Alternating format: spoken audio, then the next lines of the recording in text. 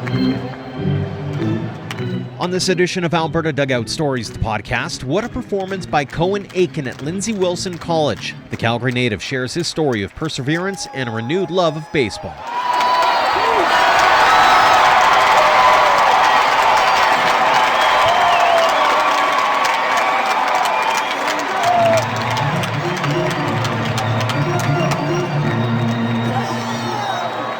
Welcome to episode 132 of Alberta Dugout Stories, the podcast. I'm Joe McFarland. It all changed in the blink of an eye for Cohen Achen. The up-and-coming pitcher was on the mound for Big Bend Community College in early 2020 when he was hit in the face by a comebacker. He considers himself lucky that it was in a spot near the eye that didn't actually damage the orbital bone, jawbone, or hit his temple. But he definitely had a concussion and a nasty bump that took about 3 months to heal. It wasn't just physical either, as he had to get back on the mound again, even though playing catch sometimes left him a little uneasy. Once he got over it, he flourished. The 19-year-old came back this spring with Lindsay Wilson College, going 5-0 with a 2.38 ERA in 13 appearances, including 7 starts after starting the season in the bullpen. For his efforts, Achen was named an All-Mid-South Conference second-team All-Star and was named the MSC Freshman of the Year. He's now in quarantine after arriving back home and chatted with me earlier this week about his baseball journey, his All-Star campaign, and how his injury actually helped give him a new love for the game. Cohen, thanks so much for joining us here on the podcast. Thank you for having me. Let's start off with the awards. MSC Freshman of the Year, All MSC second team. What did it mean to you to get those recognitions? Going into the season, obviously being a freshman, not really expecting too much. And with the situation I came in with, I wasn't really expecting a huge season like this. But getting those awards and being acknowledged by everyone that was a part of the league is really special to me. I mean, you can only win Freshman of the Year 1 year, so I'm happy that I actually won it my 1 year that I could. But it just means a lot knowing that I went into this year just lost, I guess you could say, not knowing what school I was going to go to, not knowing anything really that I was going to do throughout the year, and then COVID having to change everything as well with the year that every single baseball player or any person in the world has been going through. But getting the season that I had it's awesome. Quite the stat line, obviously. 5-0 in 13 games, 2.38 ERA, 54 Ks in 64-plus innings. What was working for you on the mound? I'm an outside guy, especially living outside of righties, living outside of lefties. With my fastball, slider, changeup, sinker, literally anything that I throw, it's pretty much always going to be outside or down. But even this year, I found that in the conference that I'm at, sliders, they're huge. Not many guys really can pick it up out of the hand. And if you can locate pretty well in this league, then you'll be perfectly fine, which I found like I did for a majority of my starts throughout the year.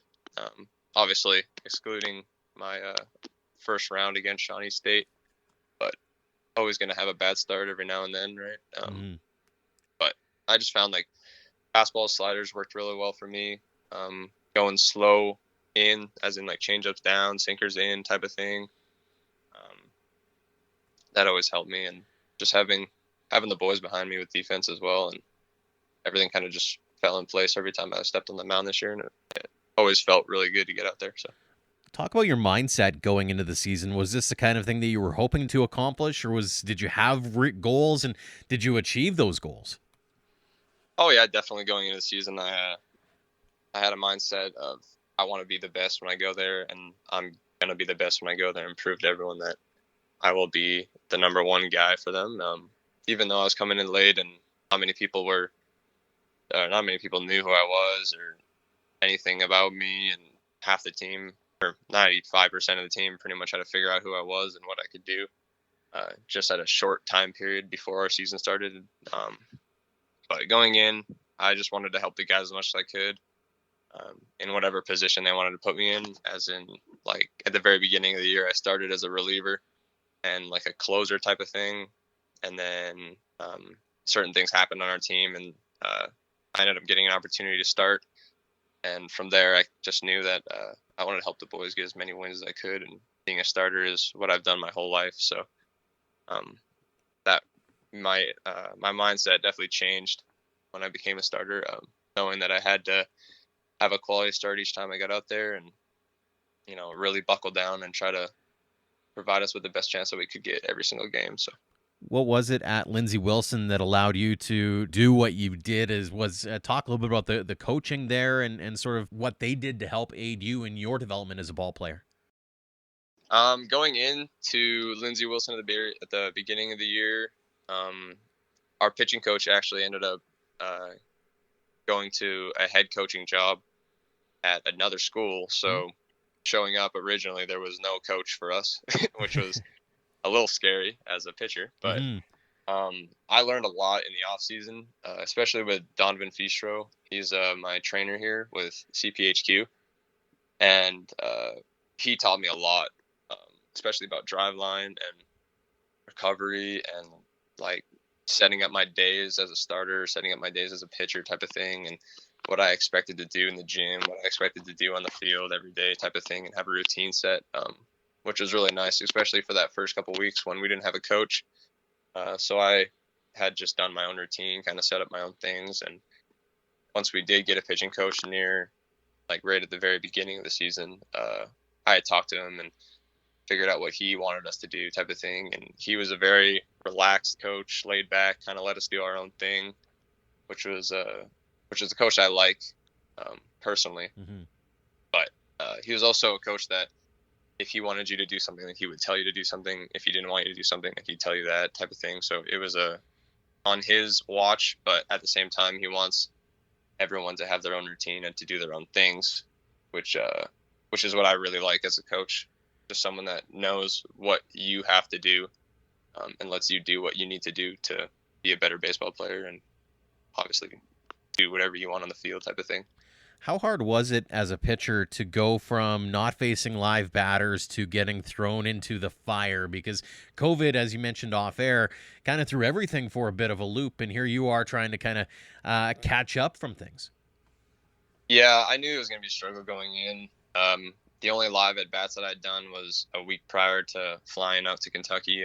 It was just indoor, and I only faced 2 hitters. And, so throwing balls off walls and throwing balls into nets all fall long and trying to get out there and expect myself to throw to live hitters was nothing that I thought I would come out and absolutely dominate, obviously off the start. And I do really like that I did come in as a reliever, as it gave me a little bit of time to get used to getting back on the mound, even if it is for those 2 quick innings or the 1 quick inning that I get here and there. But just having that made me a lot more comfortable as I slowly progressed into pitching again normally. And then obviously after getting, I think it was 12 innings in, something like that as a reliever, I had switched to a starter. And at that point I was back to where I like to be on the mound and feeling really comfortable with everything, all my pitches and location wise and stuff like that. How did you find that transition from Big Bend over to Lindsay Wilson? Yeah, it was a little crazy. I mean, starting off the fall of last year, I had my mindset that I was going to Big Bend, and then I got the news that I wasn't able to cross the border. So complete switch of things. I didn't have a school to go to. I had nothing going on. I had to figure all that stuff out. But being at Big Bend, JUCO guys, they're different, man. They work hard and they're good. And seeing that team pitching against Spokane, which was the ranked 1 team in our JUCO conference or something like that. They were pretty good. I started against them my first start, and I gave up 9 in 1.1 innings, and that was kind of what I expected going into Lindsay, was if not better. But it was pretty much similar, but I had gotten used to the guys as I pitched at JUCO. But having the change it showed that 2 different leagues they're very different, especially wood bat leagues and metal bat leagues, which is what I was very scared of going to Lindsay, because I'd never pitched against metal bats. But I found my way around it slowly throughout the season and figured out what worked well against them and what didn't. And yeah. One of the things that caught my attention recently, you were on CTV Calgary for your comeback story. And walk us through the injury, because this looked absolutely gnarly just by the pictures. Yeah, it was, I mean, it was not fun at all. But I do, I guess I don't want to sound crazy, but it's not like it made me fall in love with the game even more, if that kind of makes sense. Because it just made me realize that when I wasn't able to play throughout the 3 months of my recovery when I got hit, that I missed baseball that much and I loved playing it that much. But it was the week right before COVID shut down the whole world. So sometime in March, I think it was March 15th, around there, when COVID shut down. So the week prior to that, we were playing, and I had a start. I was into the 4th inning, and my the leadoff batter, lefty, I threw him a sinker in, and it broke right down the middle, and he hit a 95-mile-per-hour ball right off the right side of my head. So that one, it completely knocked me out. I remember waking up on the field to my coaches, trainers, my players, just a bunch of guys circled around me and just wondering if I was all right. Woke up with some blood coming out of my ear. Stood up, went to the ambulance, or walked to the stretcher, sent to the hospital. Got the news that I had a fractured skull and a slight brain bleed, which that one kind of scared me, knowing how bad that could end up. But got some news that I might be sent by helicopter to go get emergency surgery. That never happened because they realized that there was nothing they could actually do for me.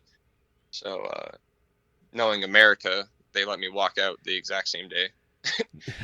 And then I ended up coming back the next morning because I was throwing up about 5 or 6 times within a couple hours. So I definitely had a concussion after that one. But then world shut down. Got sent home, recovered, had vertigo for about 3 months. Just laid in bed, did really nothing, just missed baseball the whole time. And then once I was good to go and got cleared in May, the grind started again. And I was very weak going into it, but I didn't want to give up. And it kind of just made me realize that I was meant to play, and like hard work pays off, especially seeing after this year and everything that I went through last year. And it just made me fall in love with the game even more. Was it challenging at all to get back on the mound again? Because I look at it from the standpoint of, I've talked to receivers in football when they bust up a knee or an ankle and that first moment of taking that turn on the turf, they say it's almost tougher from a mental standpoint than it is from a physical. Did you find that to be challenging on your side? Oh, 100%. I not even when I would pitch in live, just being out and holding a baseball again and playing catch still sketches me out every now and then, depending on who I play catch with or who I throw to. But getting out there was definitely I was a little timid on my feet, type of jumpy. Any balls that were hit, like just off the bat in general, just made me have a little flinch and a little like heart racing moment, I guess you could say. And it was it was definitely the first couple starts. Getting back was a little stressful, and especially I think it was my first start back. I even got a ground ball at me, and that one, I don't even know what I did. I just tried to get out of the way, even though it was coming at me at 30 miles an hour. But just that fear of it happening again definitely kicked in, seeing the balls come at me. But recently, my last, I don't know how many starts with Lindsay, I haven't had really any thought into that. Whenever I get out there, I just kind of think about pitching and trying to get the job done rather than the incident that happened to me. But at the start, it definitely was a little scary to get back out there. Was it a situation where you had to kind of coach yourself through it, or was it something where sort of the experience started to wear away that fear? Talk us through how you managed to kind of work your way through that. I'd say it was kind of a mix of the two things. Trying to like let myself know that that happening again is super, super rare, and it happening the first time is even more rare than anything like it happening twice. Like lightning doesn't strike in the same place twice, type of thing. Mm-hmm. But still knowing that it could happen potentially scared me. But as I played and as I got into the game again and hanging out with buddies, pre-game type of stuff, and just like relaxing and finally just like getting back into the swing of things, I feel like my mind probably just somewhat forgot about it. Especially the last like couple months, I haven't thought really much into it unless people ask me about it. But really, I think I didn't really have to like coach myself as much as just remind myself that it's not going to happen again. And if it does, then so what type of thing. Like I can't really do anything about it. So there's no point going out there like scared or timid or anything that's going to affect my game while I'm on the mound type of thing. But yeah.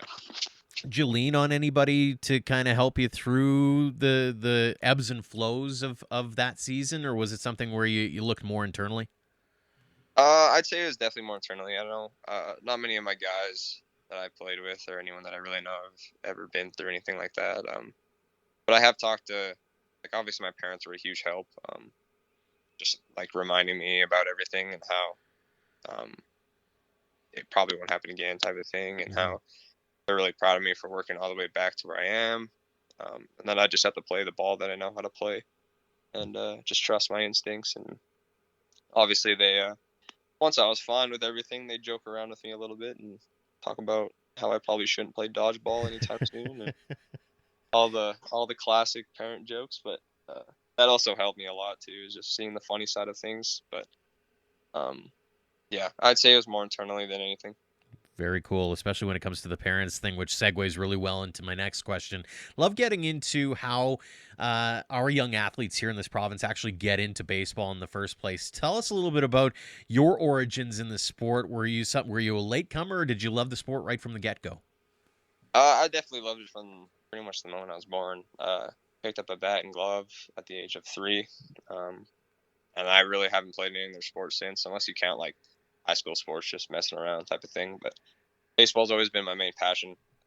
My dad played it when he was young. My mom never really played that much, but she played like beer league softball, I guess, if you count that.